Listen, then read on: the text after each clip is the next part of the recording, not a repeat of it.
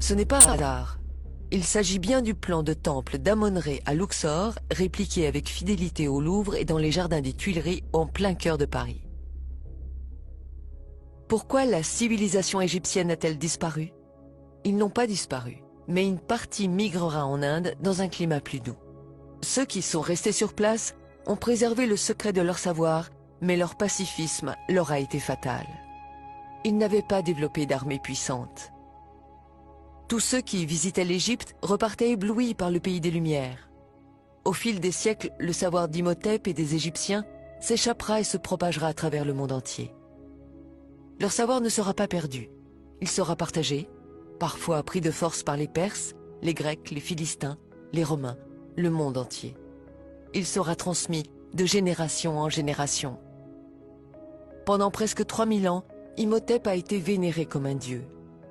Des pèlerins venaient chaque année de tous les coins du monde jusqu'en l'an 350, date à laquelle Constantin décida de convertir tout l'Empire au christianisme.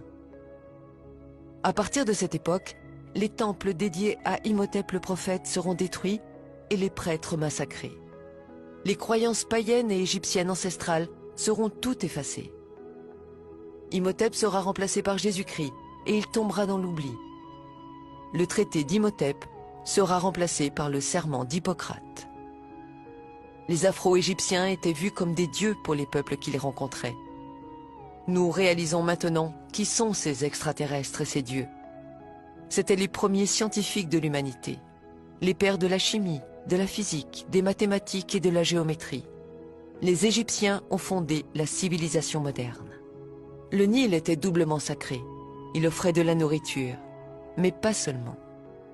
Le Nil leur a donné ce qu'il y a de plus précieux au monde, le temps. Du temps, 4 mois par an pour réfléchir et observer.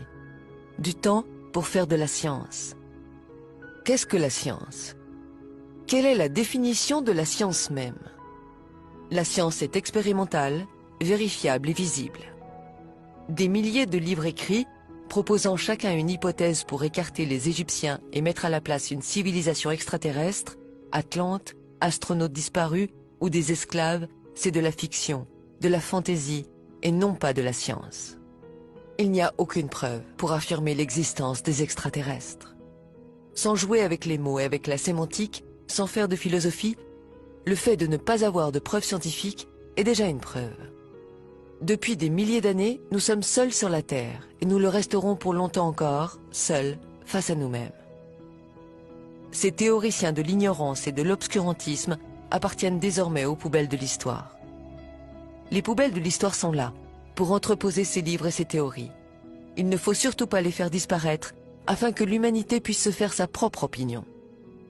Croire que le développement et l'intelligence humaine soient venus d'ailleurs, c'est beau, c'est romantique. Nous n'avons pas envie d'être seuls dans l'univers, mais ce n'est pas la vérité. Un mythe disparaît, et plus précisément celui d'une civilisation inconnue. La vérité, c'est que cette civilisation, mystérieuse et grandement développée, est l'Égypte. S'il y a une vérité obscurcie, c'est que cette Égypte est nègre. Ils découvriront l'énergie solaire. Sans l'énergie solaire, il n'y aurait pas eu de pyramide. Les Afro-Égyptiens ont découvert que la Terre était ronde. Et ils ont été les premiers à l'avoir parcourue et explorée de long en large. À chaque fois qu'une civilisation a été mise en contact avec l'Égypte, des temples ont surgi et elle a été propulsée en avant. Un mythe est né, celui de la pierre taillée. L'humanité s'est construite avec du béton et non pas avec de la pierre taillée. L'histoire antique de l'Égypte, de l'Afrique, de l'Asie et de l'Amérique est à réécrire entièrement. Avant les sculptures de Michel-Ange, il y avait la perfection égyptienne. Vous avez dit le sourire mystérieux de la Joconde? Regardez plutôt le sourire énigmatique de Ramsès II. Vous cherchez les Atlantes? Les voici. Ils sont en Égypte.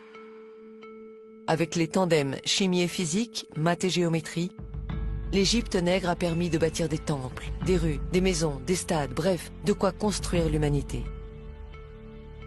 Ils ont posé les piliers de la science, le premier alphabet et son art, la philosophie, la médecine, les religions. Ils sont à l'origine des cultures du monde. Ils ont créé les cultures du monde. C'est cela le plus grand mystère de l'humanité. Là où ils mettaient les pieds pour se reposer, ils bâtissaient un temple et plus tard une ville était née. Posons la bonne question. Devait-on en finir avec le mystère des pyramides entretenues par certains égyptologues? L'Égypte a une tâche importante, celle de préserver le berceau de l'humanité. Il est du devoir de tous les pays de l'aider, car si vous n'avez pas de passé, vous n'aurez pas de futur. Imhotep a été le plus grand scientifique de l'humanité. Et les nègres d'Afrique ont donné leur savoir, la chimie, l'architecture, la géométrie, les mathématiques à tous les autres peuples. Et en retour, qu'a-t-elle reçu en récompense? Des siècles d'esclavage, de souffrance, la misère, les massacres, et ça n'en finit pas. Le pillage et l'insulte envers l'Afrique continuent. Et si enfin on mettait tout en commun? Il est temps que l'humanité grandisse.